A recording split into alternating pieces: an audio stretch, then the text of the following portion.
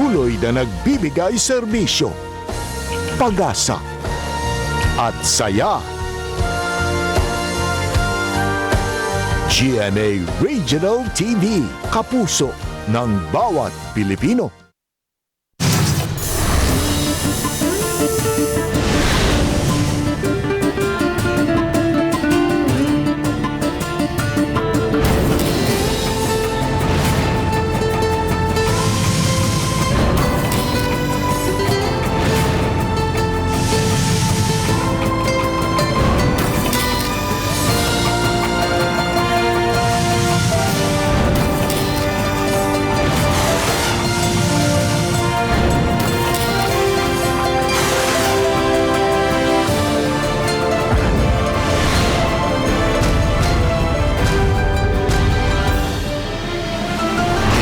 GMA Regional TV, Balitang Bisdak.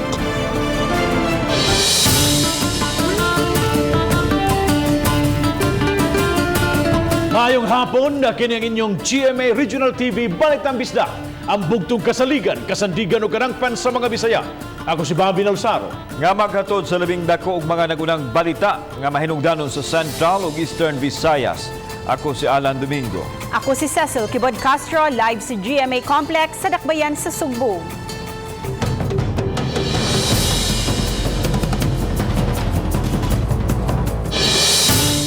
Perfect 10 ang score sa Dakbayan sa Sugbo sa pagpakigbatok sa coronavirus disease. Gumikan kini sa mga best practices nga gihimo sa nahimong sumbanan usab sa ubang dapit sa nasod. Gipadayag kini atol sa pagbisita ni COVID Overseer Roy Simato sa syudad karong adlaw. Aniya ang report. Gipadayag ni COVID Overseer Roy Simato ang iyang dakong pasalamat ug pagdayeg sa kooperasyon sa katawhan sa Dakbayan nga maoyawi sa kalampusan sa pagpakgang sa pagkuyanap sa coronavirus. Giricall ni Simato ang panahon nga gipadala siya sa presidente alang sa special mission sa Cebu City tungod kay nahimo ng COVID epicenter ang syudad. Apan sa iyang pagbalik karon, nabalina ang panghitabo tungod kay gihulagway niya ang Dakbayan nga epicenter of good method sa pagsumpo sa COVID-19. Kahinumduman nga gihulagway sa presidente ang mga mulupyo sa Dakbayan nga mga gahi ug ulo. Wa pa man hingpit na buntog ang COVID apan malaumon ang mga opisyal nga mahimo pa nga mapaubsan ang kaso kung magtambayayong ang tanan. Nagpasalamat usab si Mayor Edgardo Labella sa tabang nga gihatag sa nasudnong kagamhanan. Tanungin niyo ako kung ano masasabi ko sa effort ng Cebu City. I am very proud to be part of this team. Maraming salamat. Thank you very much. Without your guidance, without your inspiration, all of us here would not have achieved this success that we are now savoring, Mr. Secretary. So on behalf of Cebu City Government, Mr. Secretary, thank you for your guidance. Samtang giila ni Simato ang dakong natampo sa kapulisan sa pagsumpo sa virus. Gani nahimong emosyonal si Police Brigadier General Albert Ignatius Ferro sa ilang naagian nga nisangpot gani sa pagka-positive sa ubay-ubay nga mga sakop. Ang kasinatian sa Dakbayan na himong sumbanan nga nakamugna ang PRO7 ug manual sa epektibong pamaagi sa contact tracing nga gigamit na karon nga template sa ubang mga dapit sa nasod. So I'd like to congratulate you, General Ferro, for this. Parang ikaw lang siguro ng pag-isip na ganito Overwhelmed. So this morning I'm also overwhelmed that finally ang Cebu City is recognized. Maraming salamat. Ang Dakbayan sa Sugbo adunay 207 ka active cases gikan sa libuan ka mga kaso kaniadto. Wa na usay natala nga namatay gumikan sa virus. Kauban si Marlon Melgaso, ako si Alan Domingo. Balitang Bisdak. Posible nga adunay herd immunity ang naitabos Dakbayan sa Lapu-Lapu tungod sa nagkaminos sa nga mga kaso sa COVID-19 bisan sa kutay sa mga swab test nga napahigayon sa Dakbayan. Si Chelo Valiena sa report. Sa talaan sa Department of Health Region 7 kagahapong adlaw, siyam lang ang nadugang nga mga bagong kaso sa COVID-19 bisan pa kun pipila na kaadlaw gipahigayon ang mass swab testing. Moabot na sa 2,437 ang kinatibuk ang kaso, 128 ang active cases samtang 2,206 ang recoveries. Mato ni Jill Banyasya, crisis manager sa Task Force COVID-19, nga posibleng aduna nay herd immunity tungod sa kamenos lang sa kaso sa nagpositibo human sa sunod-sunod nga swab test. Apan miangkon nga lisod kining pamatud-an. Hinuon midugang si Banyasya nga kung ni menos man ang kaso sa COVID-19, nagtuo siya nga namunga og kaayuhan ang ilang education campaign kay daghan naman ang nasayod sa mga pamaagi unsaon pagdikay sa virus. Basig doon na herd immunity. But mo lagi assumption lang wa tay basis na, but and secondly, I think people are more conscious now on the health protocols. Apan mas nabalaka karon si Banyasya sa pagtumaw sa secondary disaster tungod sa pagsud sa panahon sa tinguan. Posibleng mo tumaw usab ang dengue. Nga kung mabasa, nasige na tag plastic ana-ana sa tong naong hikap. No? Ya umauwanan ta, hikap unya sunod hikap sa taglain. Delikado. Uban ni Godfrey Rilien, Chelo Valiena,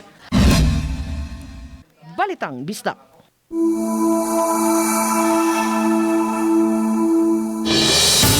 Hingpit nang ipangandaman sa Mandawi City ang ginaumang pagdagsa sa mga tao sa mga sementeryo sa nagsingabot nga kalag-kalag.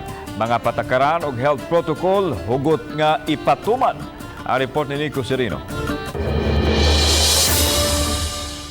Nag-inspeksyon kaganiha mga opisyalis sa Mandawi sa mga sementeryo agi og pagpangandam sa kalag-kalag. Unang gibisita ni Colonel Jonathan Abella ang labing dakong St. Joseph Roman Catholic Cemetery. Pipila ka mga tao ang gipahimangnuan sa PNP sa husto nga pagsulob sa face masks. Gilauman ang daan nga mudaghan ang muadto sa mga adlaw sa dili pa sirad-an ang minteryo sa Oktubre 29 hangtod Nobyembre 4. Sa mga adlaw nga bukas ang minteryo, 30% ra sa capacity ang pasudlon. Gitanaw na to ang mga tao na manood. So far, based sa atong gi-pan-deploy diri na personnel, gagmay ra gyud ang muanhi.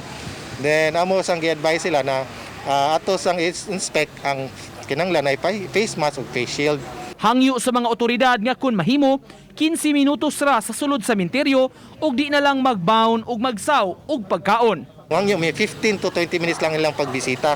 Sakto na para mga G, para ang atong kanawa koy mag-inom o mangaon kay mo na sa prone po na sa kanang safety na to or health standard. Ang Mandawi, dunay 7 ka mga public o private cemeteries. Gitagsa-tagsa kini pagsusi sa mga otoridad kaganiha ug nakikistorya sa mga tagduma bahin sa mga husto nga protocol nga ipatuman. Di na to 11 ang curfew. Kay by 10, 11 by 10 dili na nato pasudlan ang tanang sementeryo. So by 10, hinahinay naggawas ang ganun. Ang traffic office sa Dakbayan, mipahibaw nga normal ra ang dagan sa trapiko duol sa mga minteryo. Apan kung ugaling mudaghan gyud ang mga tao, hayan musira sila sa kalsada. Sa 24 sa Sabado, magsugod namin sa mga invitation sa traffic plan for normal only sa. But it come to or siguro maybe sa hapon, tanaw mong situation kung i-effect na to namang katong pina-traffic plan na mga masira nami. If ever man gani mo daghan tao. Kining gina nga pipila ka tuig nang namaligya kada kalag-kalag, miasoy nga mingaw kaayo karong panahona. Hinuon, andam sila mutuman sa mga lagda sa otoridad. Bibo kay to sa una ay. Ang karon daghan na kaayong tao. Pero karon mingaw kay tanan. Ako yung tao gyud nga rin. Naaman kud pila lang ka lugas. Kumusta ang panginabuhian? Igor makapalit, makapnaya mo agi makapalit og bugas. Uban ni June Solon, Nico Sereno, Balitang Bisdak. Principal sa Talisay City Central School mupasusi kung aduna pa bay mga classroom ilabi na kadtong gihimo nga isolation center sud sa pipila ka bulan nga nawagtangan usab og mga butang. Kini ang report ni Femery Dumabo. Gitugan ni Jeronimo Igunya ang principal sa Talisay City Central School nga usa kini sa ilang aksyon nga gihimo. Human ni pahibalo kagahapon ang magtutulo nga si Josefina Sanchez nga gilungkab og nawalang uban siyang butang sa classroom. Dugang sa principal nga nahimo na nila ang kinahanglang incident report aron mahatag sa otoridad nga moimbestigar sa kaso. Ang classroom ni Teacher Sanchez naduaw lang niya ni adtong Lunes human sa unong kabulan nga gihimo kining usa sa mga isolation center sa persons under monitoring sa COVID-19 sa dakbayan sa Talisay. Kagahapon gipakita niya sa mga sakop sa media ang nakagubot na nga bahin sa kabinet nga gisudlan sa nangawalang printer, speaker, gas stove ug uban pa. Apan wa siya gitulo kung kinsa ang nangawat kay wa man siya makakita sa mga responsable. Si Alvin Santillana, Pangulo sa City Disaster Risk Reduction and Management Office, kinsa usa sa gitahasan ni Mayor Samsam Gulyas sa pagsusi sa hitabo, gapaabot pa sa report. Based sa akong pagkikistorya sa DepEd ni Sir Joey sa DRRM nila, they are still waiting for the report of the teachers. How can we investigate the problem if wala pa may report niya? Uban ni Renante Quinones, ako si Family Dumabok. Balitang Bisdak. Usa ka pribadong tunghaan sa Veterans Drive Barangay Lahog ning Dakbayan Sugbo nasunog kagabi. Ang Saints og Cambridge Preschool gilamoy sa kalayo nga mga alas 7:30 kagabi o gisaka nga to second alarm pagka alas 7:55. Ang kayo hingpit nga napaw nga pagka alas 8:30 na sa gabi og mibilin og danyos sa propiedad nga miabot ngadto sa 800,000 pesos. Why naangol sa mong insidente? Gisusi pa Cebu City Fire Department ang hinungdan sa maong sunog.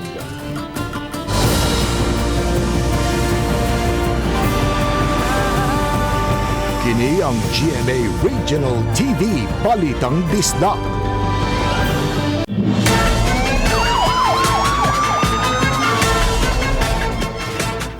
$22 ka kilos nga shabu ang ginakantidad og 150 million pesos nasakmit sa mga operatiba sa PNP o PDEA. Ano yung report?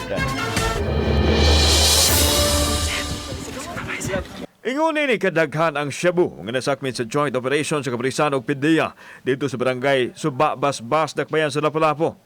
Kini atol sa bypass operation pasado alas 4 kagahapon sa hapon gikan sa posisyon sa suspect nga si Gilbert Lumanog nga gitumbok nga usa ka high value individual. Lumad nga taga Pinamungahan ang dinakpan.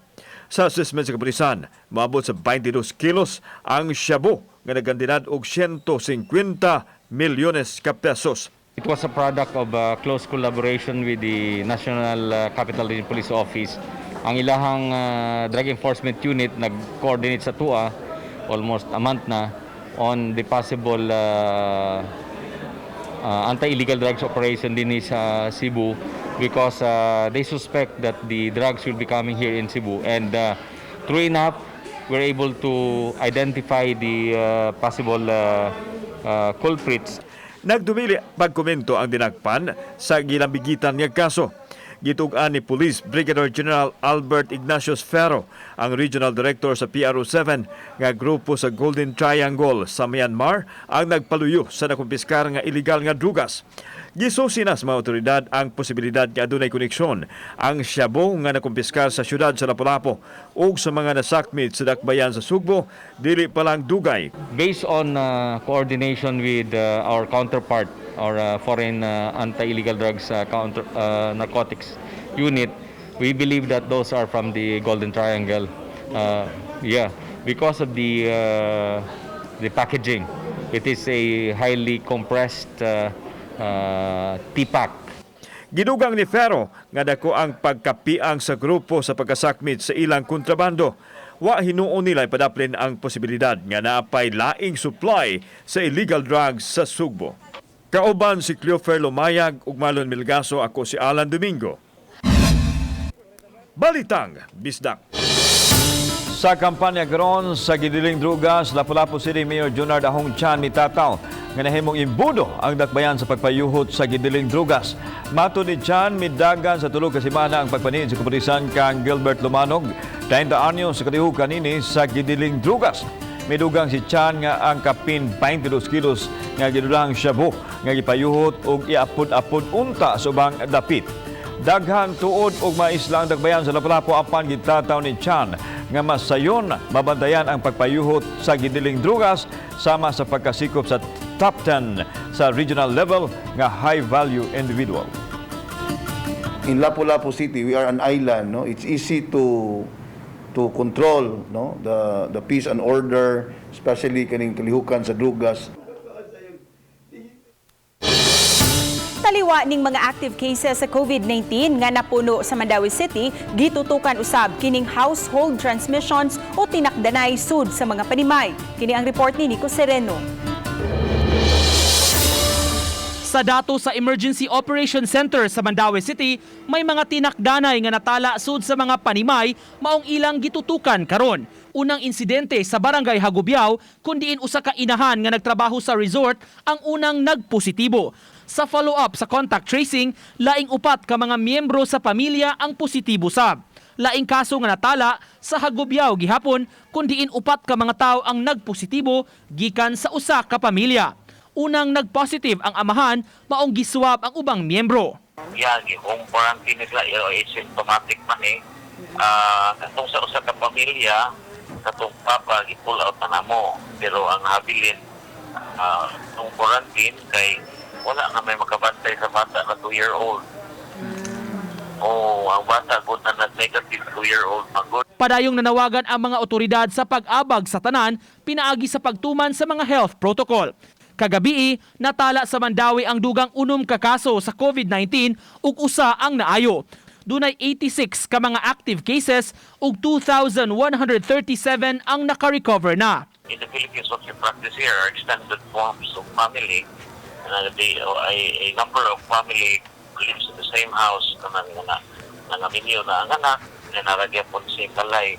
Samtang milusad ang Mandawi City Government og teleconsultation kundiin ang mga dunay gipamati sa lawas sama sa hilanat og flu-like symptoms mamahimong makapakonsulta nga libre. Pwedeng mabisita ang Mandawi Teleconsult FB page aron ma-chat ang mga consultants ug makabook og appointment. Uban ni June Solon, Nico Sereno, Balitang Bisdak.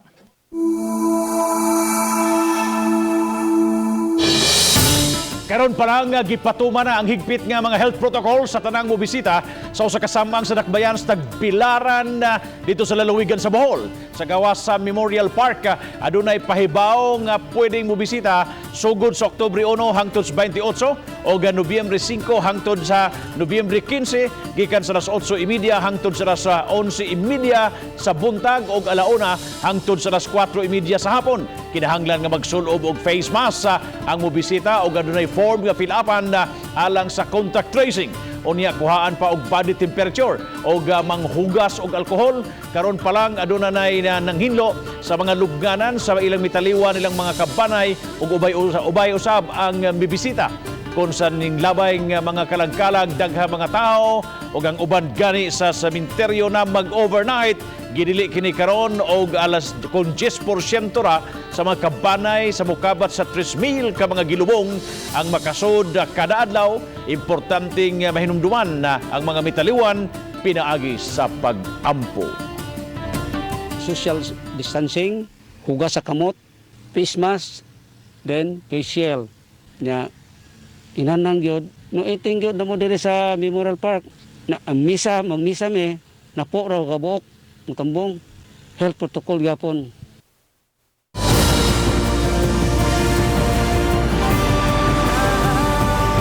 Kini ang GMA Regional TV Balitang Bisdak. Kini ang GMA Regional TV Balitang Bisdak. Hingo mga kalag atong police official og sa hinigugman ini sa presinto sa Bulacau, Dakbayan sa Talisay, nagparamdam o nagpabatyag pagbindisyon sa lawak diin sila nangamatay gihimo kag ng buntag. Adunay live report si Fee Marie Dumabok. Fem.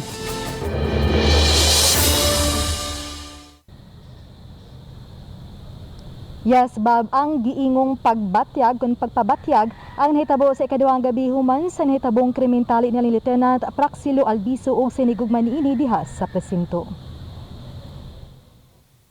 Ang outpost sa mga tanod tapadra sa lugar di inahitabo ang krimen ug sagad kanila dihara sa gawas sa presinto magtambay sa di pa mag-grooving. Matod sa usa sa mga tanod nga kauban nilang on duty gabi ang gingong gipabatyag sa ilang gituohan nga kalag ni Lieutenant Praxilo Albeso. Ilabi na nga nasuod na nila ang maong pulis. Na siya na matikdan nga nanimahong buwak. Unya gisitsitan siya. Wala. Wala mo kuwara siya mura siya nanimbat ni balhibo ba. Ganihang buntag gibindisyonan sa top lane sa PRO 7 ang quarter. Gawa sa gihimong pagbindisyon ni ining presinto ganihang buntag, isip kabahin sa ilang paghalad ug mga pag-ampo ngadto sa kalag ni Lieutenant Albeso ug sa kaubanan nga namatay ni ining quarter. 24 oras silang gidagutan kining kandila sukad pa niadtong Martes. Ang maong quarter iya lang gyud ni Albiso kinsa nagpusil patay sa iyang kaugalingon. Humaniya po sila ang hinigugma nga si Vernice Cardeno netong Martes sa buntag. Dinhinining gamay nga lawak na hitabo ang krimen. Duol sa kama nakita nga nag-ubo ug nagpasad na ang dugo ni Cardeno. Samtang dinhi usab duol sa cabinet likod sa pultahan nakita ang lawas ni Albiso nga dunay samad pinusilan. Limpyo na kini karon ug pwede nang magamit pag-usab. Kunang mga tanod na kasinati og pagparamdam, ang ubang pulis kansang quarter na sa taas ni Tugan nga way problema kung ipagamit kanila ang maong lawak. Para na ko ma'am, okay raman kay kanang di man putok hadlokan si Sir Albiso. Buutan man tong pagkatao mo gamit rami ani. So far ma'am wala man ma'am kay kanang ningaw man sa ning lugar ha pero wa jud may ka matikod sige man sa ning sud dinhi.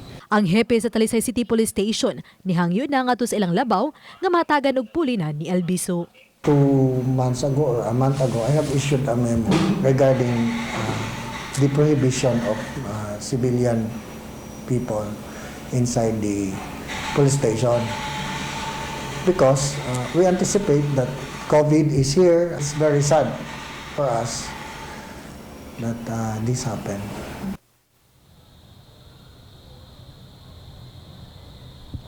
Samtang Bob, subling pahinomdom ni Pilari nga to sa kaban ng mga polis nga gidiligyod ang mga sibilyan diha sa barracks. Ug samtang nakahapmas usab ang Philippine flag diha sa gawa sa Talisay City Police Station, isip pagpakita nila sa ilang pagbangutan sa kamatayon sa ilang kauban sa trabaho. Bob. Daghang salamat, Fee Marie Dumabok sa imong live report. 230 ka makawani sa Cebu City Disaster Risk Reduction and Management Office gipaubos sa kinalit nga drug test. Ano ang report? Unang gitigom ang makawani sa CCDRRMO dito sa Tinago Covered Court diin gipahigayon dayon ang drug test. By batch ang sistema aron masiguro ang physical distancing sulod sa gym. Giunhan sa Pangulo sa CCDRRMO ang pagpaubos sa drug test ug mipadayag nga gusto niyang masiguro nga drug-free ang makawani sa ilang buhatan. I've learned last year nga dunay usa ka EMS nga na positive and let's hope nga wala lang out of 230 personnel sa atong Cebu City Disaster Risk Reduction Management Office. Kung ugaling nga dunay magpositibo sa paggamit og illegal drugs, papahuwayon og dili nakabalik sa trabaho kadtong mga job order samtang ang mga regular employees ipaubos sa due process. Hinon, isumiter pa alang sa confirmatory test kung adunay magpositibo ang resulta sa nasong drug test. Based on City Ordinance 1829, if a city employee will be found out or will fail sa atong drug screening, we will inform or report this to the City Legal and then copy furnished ang HR. So ang City Legal, sila na magpadala og mga notices to explain. Ang drug test sa mga empleyado karon lang nibalik human na hunong gumikan sa pandemya. Kauban si Marlon Melgaso, ako si Alan Domingo. Balitang Bisdak.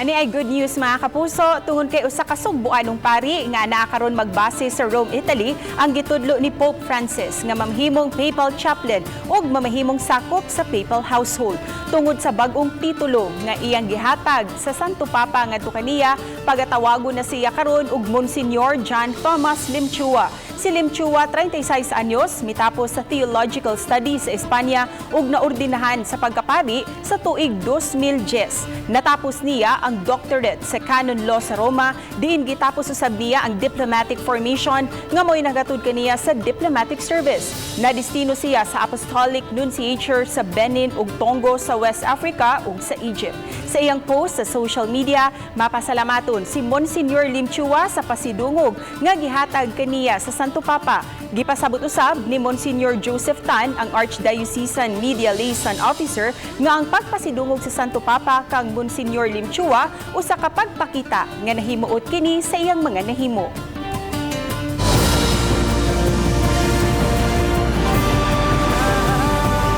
Kini ang GMA Regional TV Balitang Disda. I-orient pagbalik ang mga tig-bisikleta sa Talisay City alang sa road safety.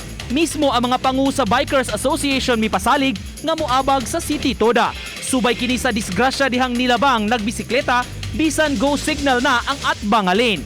Sukad Lunes, 11 na ka bikers nga wa mutuman sa traffic signs ang nasikop og naimbarguhan sa bisikleta.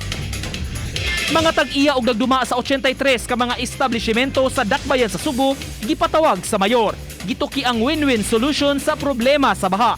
Subay kini sa halapad nga baha sa milabayng simana, diin gitumbok ang mga edipisyong nakatampo kay gibutangan sa pundasyon ang agianan sa tubig ug sa sapa. Operasyon sa buwangan sa Mandaue City, wa patuguting makabalik. Gitugot man sa IATF apan may mga lagda nga sundon sama sa online betting lang ug dili live audience. Sa Mandaue City, usa na lang ang lisensyado nga buwangan apan di pagyud kuno angay nga buksan.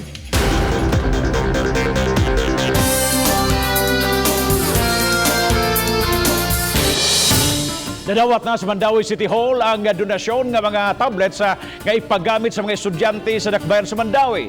City Mayor Jonas Cortez mo'y bidawat sa 30 ka mga unit sa gadget nga gidonar sa usa ka universidad sa Mandaue. Gitumong kini aron magamit sa mga estudyante ubos sa new normal nga sa matang sa edukasyon. Gikatakda kini nga pud-apod ngadto sa mga tinunan sa Mandaue City College alang sa ilang online classes. Ang City Hall mitagana usab bugahin aron makapamalit og mga gadget sa mga estudyante sa Dakbayan. Gipaabot hinuon ang pag-deliver na ni ini. Bisan kung itugot ng IATF nga mamahimo ng magagawa sa panimay ang mga nag-edad og 15 ngadto sa 65 anyos, mayor sa Dakbayan sa Talisay may pahimnomdom sa mga Talisaynon nga dili kini abusaran aron padayon pa ang pagkunhod sa kaso sa COVID-19 sa Talisay City. Iyang hangyo nga kung dili importante, mas maayong magpuyo na lang sa balay. Labi na sa sunod-sunod ng mga adlaw nga way natalang bagong kaso sa COVID-19 ang syudad. Sa labing uwahing COVID-19 update, aduna nalay 6 ka mga aktibong kaso ang Talisay City. Gikan sa 982 nga total COVID case, 878 na ang nangayo. Og 98 ang natalang patay. Samtang dili pa usab motugot ang mayor sa pagpahigayon og tigbakay usabong sa syudad. Kini hangtod nga mopakanaog og guidelines ang IATF kung unsay pamaagi sa pagpahigayon nini kung live ba o virtual lang. So as far as the LGU decision is concerned, everything is status quo for now. Up until I read the guidelines set by the DILG and the IATF, that is where I can make a sound decision and a concrete decision on what to do. Duha ang nagpositibo sa surprise drug test nga gipahigayon sa City of Lapu-Lapu Office for Substance Abuse Prevention kun CLOSAP. Matud ni Gardy Lau, ang hepe sa CLOSAP, nga sa 112 ka mga barangay officials ug barangay workers sa barangay Maribago, duha kanila ang nagpositibo. Ipaubos pa sa CLOSAP sa confirmatory test ang resulta sa maong drug test. Samtang gitugyan ni Mayor Junard Ahong Chan sa mga opisyal sa barangay paghukom kung unsay angayang buhaton sa iyang mga kawani nga nagpositibo.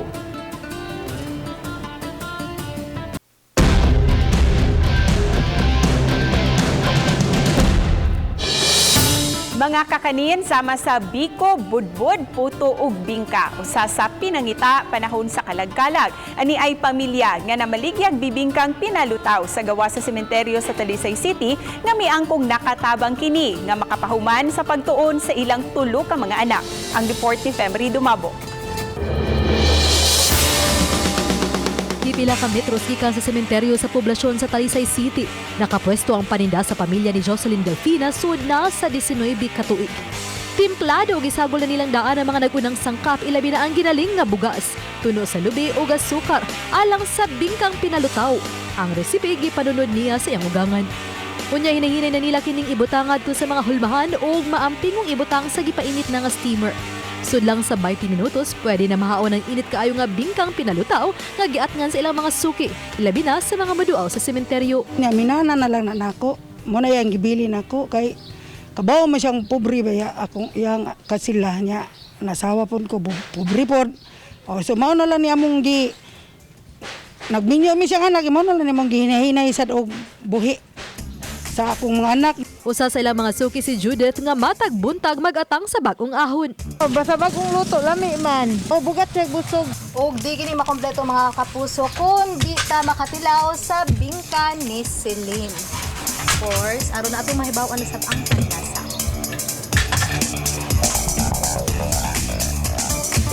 Sakto gyud si Manang Celine. Di kay siya tamis, sakto na gyud ang iyang panlasa. O pangmasa usad ang presyo ni maong bingka ni Manang Celine. Tag 10 pesos ang bingkang pinalutaw, mapaobe o regular man. Ang simpleng negosyo ni Manang Jocelyn nakatabang nga mapahuman ang tulo sa 7 niya ka mga anak sa pagtungha. Duha kanila mga magtutudlo na. Si Shaman nga nigraduar na sa kursong IT na kahilak nga ni handom sa ilang kaagi. Nakatabang din siya namo, niya nakapalampos pod, niya nakatabang-tabang pod ginagmay sa unsay pamaagi. Nakatabang jud. Sobra-sobra pa kay among kuan kanang makonsumo ba imbis mas naklantag kausa ba sa kadlaw murag madubli-dubli sad. Apan kinawadan sa trabaho si Shamay natul sa lockdown. Siya ug uban niyang mga igsuon nitabang silang inahan sa ilang simpleng panginabuhi. Uban ni Rinanti Quiñones. Ako si Femery Dumabok. Balitang Bisdak. Gisuspenso lang una ang duha ka molecular laboratory sa Bohol nga gigamit sa testing sa mga coronavirus disease o COVID-19. Sumapa ni Dr. Cesar Tomas Lopez, spokesman sa Bohol Interagency Task Force, ang operasyon sa 20 million containerized reverse transcription polymerase chain reaction RT-PCR laboratory sa provincial government. Gisuspenso gumikan sa kakuwang sa regions sa ang mga regions nga gikan sa South Korea anaa sa Manila o gipaabot pang-abot sa Bohol. Unya ang pagka-Biyernes samtang ang operasyon sa molecular laboratory sa Governor Celestino Galyaris Memorial Hospital gisuspenso gumikan sa maintenance sa negative pressure ventilation system. Nito Oktubre 17 gibalhin ang tanang sample sa Regional Epidemiological Surveillance Unit Conriso aron mapada kini sa Cebu TB Reference Laboratory alang sa COVID-19 testing facility sa Department of Health Region 7 dinhi sa Cebu City. Ang mga PCR laboratory sa Bohol nakapalig-on sa ikasarang sa Laluigan aron maproseso ang mga sample sa swab test. Taliwa sa pandemya, magpadaan gihapon ang kapistahan sa Birhen sa Rigla sa Dakbayan sa Lapu-Lapu sunod buwan. Gipasabot hinuon ni Mayor Junard Ahong Chan nga kansilahon ang mga kalingawan matag gabi aron malikay sa COVID-19. Padayon hinuon ang relihiyosong kalihukan sama sa fluvial position apan siguraduhon nga limitado ra ang makatambong. Samtang irekomendar unya sa crisis manager sa Task Force COVID-19 sa mayor nga kansilahon ng una ang Christmas party samtang anaa pa ang virus. Kana mga night activities, no? Nights and benefits, so warag ato siguro nang i-cancelar sa pagkakaroon. Wa pa magkahisgot. Pero personally, wala sa siguro tayo Christmas party. Kung naamang galing, limited ang number.